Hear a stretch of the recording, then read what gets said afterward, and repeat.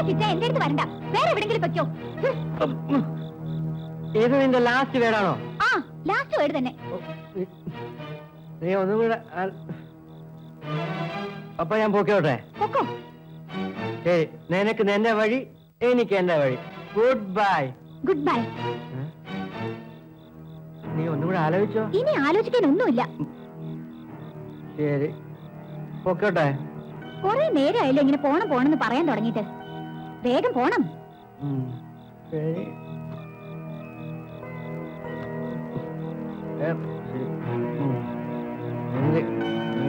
കഴിച്ചോ?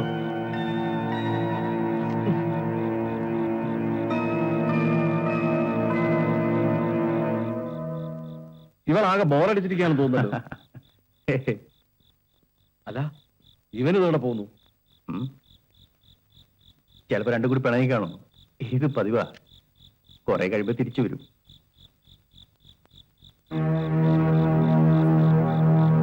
നേരത്തെ പറഞ്ഞ പോലൊന്നും അല്ല ഇത്. ഞാനീ തിരിച്ചു വരില്ല. സന്തോഷം. വണ്ടിക്കൂലിയൊക്കെ കയ്യിൽ വെച്ചിട്ടുണ്ടല്ലോ ഇല്ലേ?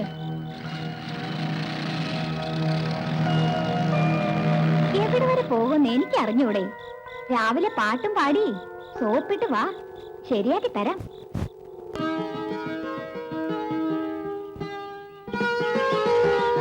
Good morning Neena.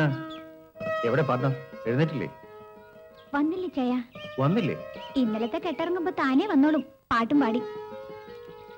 ഞാൻ അന്വേഷിക്കണോ? വേണ്ടി ചായ, നമ്മൾ എന്തിനാ അവനിത്ര വെയിറ്റ് കൊടുക്കുന്നത്? മൈൻഡ് ചെയ്യുന്നില്ലെന്ന് കണ്ടാ താനെ മാറിക്കോളും ഈ അസുഖം. ഓക്കെ ഓക്കെ, ഞാൻ വരട്ടെ.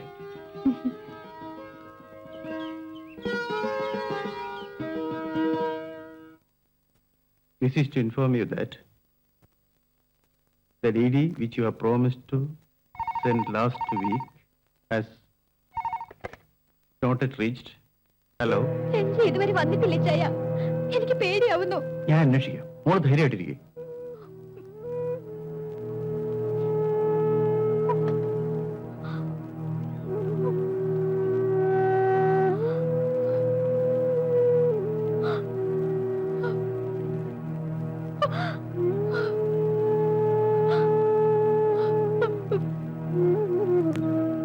എനിക്കൊരു പെണ്ണിനെ വിളയ്ക്കാൻ 10 മിനിറ്റ് മതി.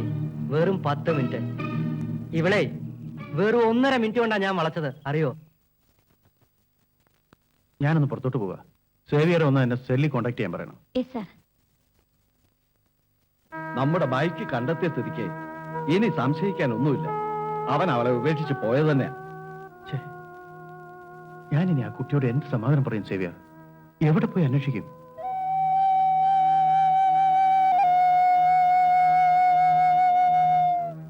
എന്തെങ്കിലും ഒന്ന് പറയടോ. നമുക്ക് ഏതായാലും പോലീസിലൊന്ന് വിവരം അറിയിക്കാം. ഫോട്ടോ വല്ല കയ്യിലിരിപ്പുണ്ടോ? നീനയുടെ കൈ കാണും. എങ്കിൽ ഇനി ഒന്നും ചിന്തിക്കണ്ട. SI എനിക്ക് പരിചയമുള്ള ആളാ. എന്നാലും പോലീസിലൊക്കെ അറിയിക്കാന്ന് വെച്ചാൽ? അറിയിച്ചില്ലേലേ അവസാനം നമ്മളകത്താവും. ഇതേ കേസ് പെൺവാണിപ്പോവാ, ഓർത്തോ.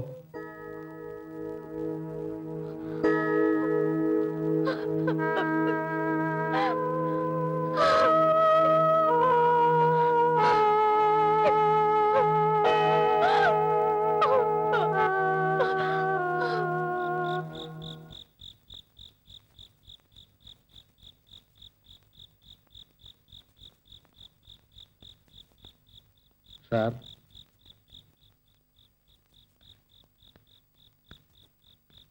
ആ പെൺകുഞ്ഞിന്റെ കരച്ചിൽ കേട്ട് സഹിക്കുന്നില്ല സാറേ.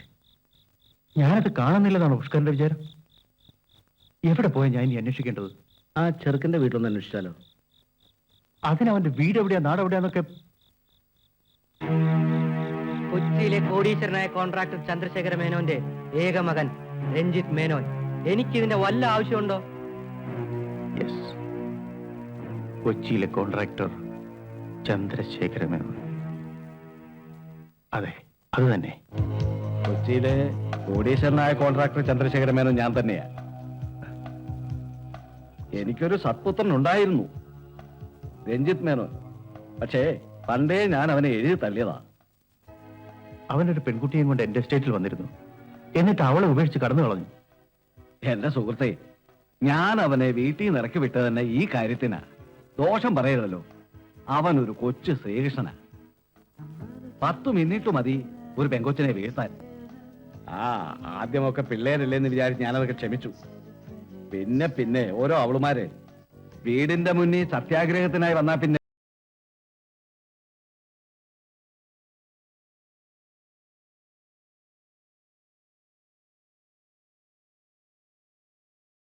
അവൻ പെണ്ണിനെ പിഴപ്പിച്ചെന്ന് പറഞ്ഞ് എന്റെ കയ്യിൽ നിന്ന് 2-3 വാങ്ങിക്കാനാണെങ്കിൽ അത് നടക്കുകയല്ല. അവൻ പിഴപ്പിച്ചെങ്കിൽ അവനോട് വാങ്ങിച്ചോണം. എനിക്ക് അതിൽ ഉത്തരവാദിത്വമൊന്നുമില്ല. Mister, mind your words. ഞാൻ നിങ്ങളുടെ കാശ് വാങ്ങാൻ വന്നൊന്നുമല്ല. നിങ്ങളുടെ മകന്റെ വരവും കാത്ത് കരഞ്ഞ് കണ്ണീര് പറ്റിയ ആ പാവം പെണ്ണെ സമാധാനത്തിക്ക് ഒരു വഴി തേടി ഇറങ്ങിയതാ. ഇപ്പോഴാ കഥയുടെ മറുവശം പൂർണ്ണമായത്. ഞാൻ വിശ്വസിക്കുന്ന ദൈവം ഉണ്ടെങ്കിൽ എന്തെങ്കിലും എന്റെ കയ്യിൽ പെടാതിരിക്കില്ല അവൻ.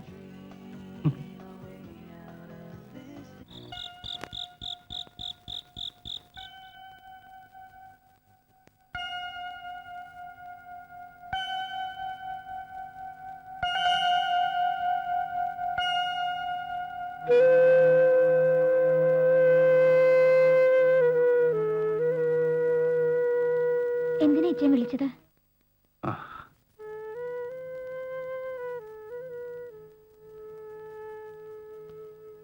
ഞാൻ പറയാൻ പോകുന്നത് മോൾ ശ്രദ്ധിച്ച് കേൾക്കണം. ബഹളം വയ്ക്കരുത്. ഞാൻ രഞ്ജിയുടെ വീട്ടിൽ പോയിരുന്നു. അയാളുടെ അച്ഛനെ പോലും അയാളെ പറ്റി അത്രയ്ക്ക് നല്ലതല്ല പറയാനുള്ളത്. നീനെ പോലെ ഒരുപാട് കുട്ടികൾ അവനിരയായിട്ടുണ്ട്. ഞാൻ പ്രതീക്ഷിച്ചു. എനിക്ക് തോന്നി. സത്യമായി എനിക്കിത് നേരത്തെ തോന്നി ഇച്ചയ.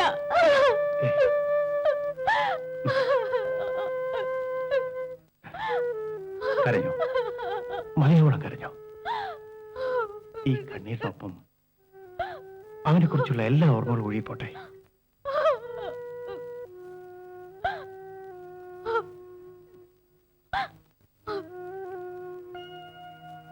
ഔട്ട് ഹൗസിൽ നീന ഒറ്റയ്ക്ക് താമസിക്കണ്ട. ഇവിടെ കിടന്നാ മതി. സുഖമായി ഉറങ്ങിക്കോ. ഒന്നും ഓർക്കാതെ. കുട്ടിക്ക് ഒന്നും സംഭവിച്ചിട്ടില്ലെന്ന് വിശ്വസിക്കേ. മനസ്സിനെ വിശ്വസിപ്പിക്കേ. ആ, കുട്ടി വാതിലടയ്ക്കണ്ട. അമ്മണി പുറത്തുണ്ടാവും. ഞാൻ ആത്മഹത്യ ചെയ്യുമെന്ന് ഇച്ചായന് പേടിയുണ്ടല്ലേ? പേടിക്കണ്ടേ ഇച്ചായ. ഞാൻ അങ്ങനെയൊന്നും ചെയ്യില്ല. ഇച്ചായൻ കാവലിരിക്കേ വേണ്ട. പോയി കിടന്നോളൂ.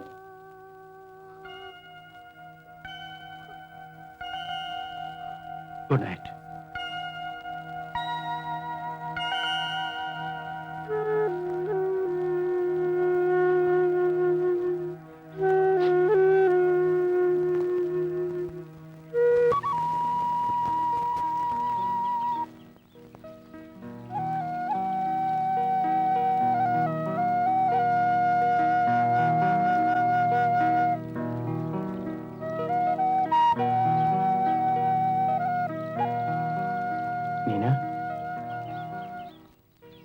തീരുമാനം പറയാന്ന് ഇവിടെ വരെ കൊണ്ടുവന്നിട്ട് നീ എന്താ ഒന്നും മിണ്ടാത്തത്? ഇച്ചായന്റെ ചോദ്യത്തിന് യെസ് എന്ന ഉത്തരം നൽകാൻ എനിക്ക് കഴിയും. But I want some more time. Because Ranji ഇന്നും എന്റെ മനസ്സിലുണ്ട്. ഇച്ചായന്റെ മണവാട്ടിയാകുമ്പോൾ ഞാൻ പെർഫെക്റ്റ് ആയിരിക്കണം എന്റെ മനസ്സുകൊണ്ട്. ഓക്കെ നീന, എനിക്കത് മതി. I am really happy. ഇനി എത്ര നാൾ വേണമെങ്കിലും കാത്തിരിക്കാൻ ഞാൻ തയ്യാറാണ്. ഈ ജന്മം മുഴുവൻ.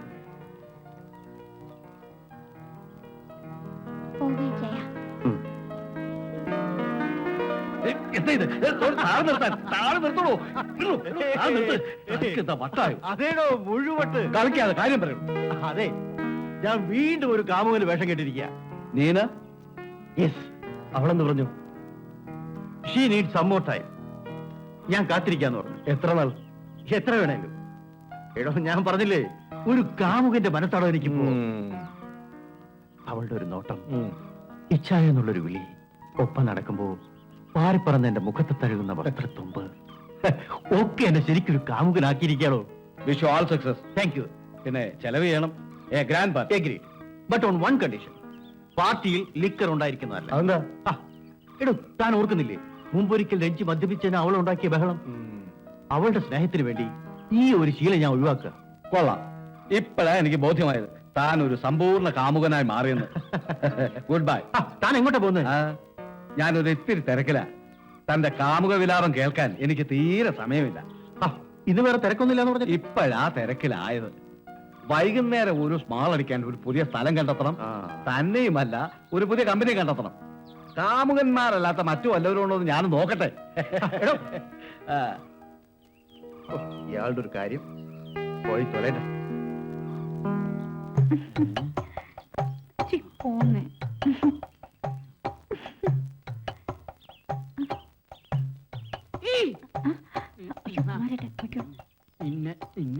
പിന്നെ ഞാൻ ഇന്ന് ആരടിയവൻ ആരടിയവൻ എന്നെ കെട്ടാൻ പോകുന്ന ആളാ. ആ ആളല്ല ഇയാൾ, ഈ ഞാൻ. അയ്യടാ, കല്യാണം കഴിക്കാൻ വന്നേക്കുന്നു. അതിനുള്ള എന്ത് യോഗ്യതയാ കുമാരേട്ടനുള്ളത്? അത് കല്യാണം കഴിഞ്ഞിട്ടല്ലേ നിശ്ചയിക്കാൻ നോക്കൂ. തന്നെയല്ല, എനിക്ക് പാചകം മുഴുക്കെ അറിയാം. പാചകം മാത്രമേ അറിയൂന്ന് പറ, പിന്നെ ഉറക്കോ. നീ ഇങ്ങനെ ഡെഡ് ബോഡി സെപ്റ്റി പിന്നിട്ട് കുത്തരുത്. ഡെഡ് ബോഡിയോ? ആ, നീ ഇല്ലാത്ത ഈ കുമാർ വെറും ഒരു ഡെഡ് ബോഡിയാണ്, സഞ്ചരിക്കുന്ന മൃതദേഹം. അതുകൊണ്ട് തന്നെയാ ഈ ഡെഡ് ബോഡിയെ കെട്ടുന്നില്ലെന്ന് ഞാൻ തീരുമാനിച്ചത്.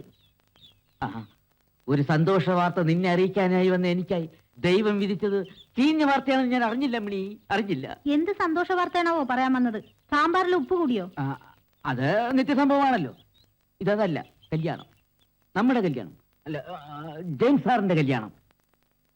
ഇവിടുത്തെ ആ നീന കൊച്ചില്ലേ, അതാണ് നമ്മുടെ ജെയിംസ് സാറിന്റെ ഭാര്യയാകാൻ പോകുന്നത്. നേരാണോ കുമാരേട്ട? നേര്, നിന്നാണ് നേര്. അവര് സംസാരിക്കുന്നത് ഞാൻ കേട്ടതാണ്. അവര് കെട്ടി ഒഴിയുന്ന പന്തലിൽ വെച്ച് ഓസിനൊരു കല്യാണം നടത്താമെന്ന് തീരുമാനിച്ചിരുന്നതാണ് ഞാൻ. നശിപ്പിച്ചില്ലേ നീ? ആഹാ.